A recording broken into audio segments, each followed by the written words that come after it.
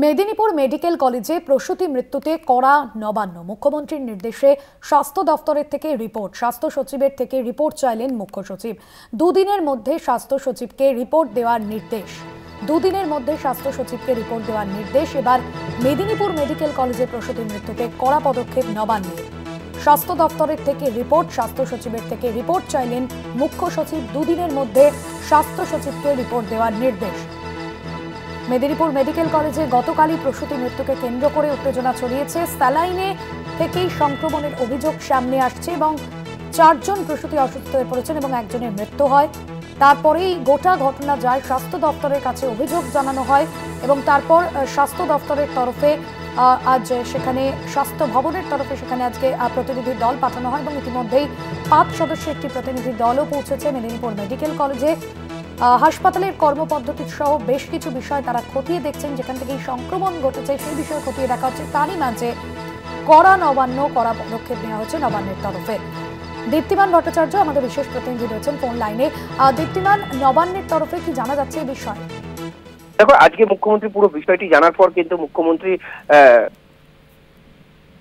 স্বাস্থ্য দপ্তরের কাছ থেকে বলেছেন রিপোর্ট চেয়েছেন এবং মূলত মুখ্য সচিবকেই বলেছেন যে এই রিপোর্ট দুদিনের মধ্যে দিতে, এবং এই রিপোর্টের মধ্যে কয়েকটি বিষয় উল্লেখ করতে বলা হয়েছে যে ব্ল্যাকলিস্ট হওয়ার পরও এই কোম্পানির স্যালাইন কি করে দেওয়া হয়েছে, পাশাপাশি ব্ল্যাকলিস্ট হওয়ার আগেই কি স্যালাইন মজুদ ছিল এখানে, এরকম বেশ কিছু প্রশ্ন দেওয়া হয়েছে। স্বাস্থ্য দপ্তর কোন কোন আধিকারিক গোটা কাজটি তত্ত্বাবধান করেন, কি করে হলো এই প্রসূতির মৃত্যু, পুরো রিপোর্ট অর্থাৎ পুরো যে রিপোর্ট রয়েছে সেই রিপোর্টটা কিন্তু এখন চেয়ে পাঠিয়েছেন এবং দুদিনের মধ্যেই সম্পূর্ণ রিপোর্ট, যা আমরা জানি যে আজকেই কিন্তু এখানে একটা হাই প্রোফাইল টিম যাচ্ছে এবং তারা কিন্তু পুরো বিষয়টি খতিয়ে দেখবেন। এই পুরো বিষয়গুলো কি করে হয়েছে, কি করে এই স্যালাইন দেওয়া হলো, স্যালাইনটা কোথায় ছিল, কিভাবে নিয়ে আসা হলো, কারা এই স্যালাইনটা কিনে নিয়ে আসলো, কিভাবে কিনলো, এই পুরো বিষয়গুলো যেরকম খতিয়ে দেখা হবে, পাশাপাশি স্যালাইন এটাকে কিন্তু সেন্ট্রাল ল্যাবে পাঠানো হচ্ছে সেটা পুরো তদন্ত করার জন্য, পুরো বিষয়টি দেখার জন্য যে এখানে কি কি রয়েছে না রয়েছে, কিভাবে প্রসূতির স্যালাইনের জন্য কি প্রসূতির মৃত্যু হয়েছে, এই পুরো বিষয়গুলো একদিকে যেরকম খতিয়ে দেখা হবে, ঠিক তার পাশাপাশি আরেকটা বিষয় দেখা হবে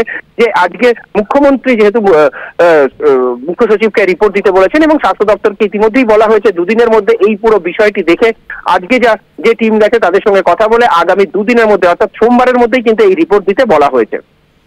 ধন্যবাদ দীপ্তিমান। বিশেষ প্রতিনিধি দীপ্তিমান ভট্টাচার্য ছিলেন ফোন লাইনে। আপনাদের জানিয়ে রাখবো, মেদিনীপুর মেডিকেল কলেজে প্রসূতি মৃত্যুতে এবার কড়া নবান্ন। মুখ্যমন্ত্রীর নির্দেশে স্বাস্থ্য দপ্তরের থেকে রিপোর্ট, স্বাস্থ্য সচিবের থেকে রিপোর্ট চাইলেন মুখ্য সচিব। দুদিনের মধ্যে স্বাস্থ্য সচিবকে রিপোর্ট দেওয়ার নির্দেশ।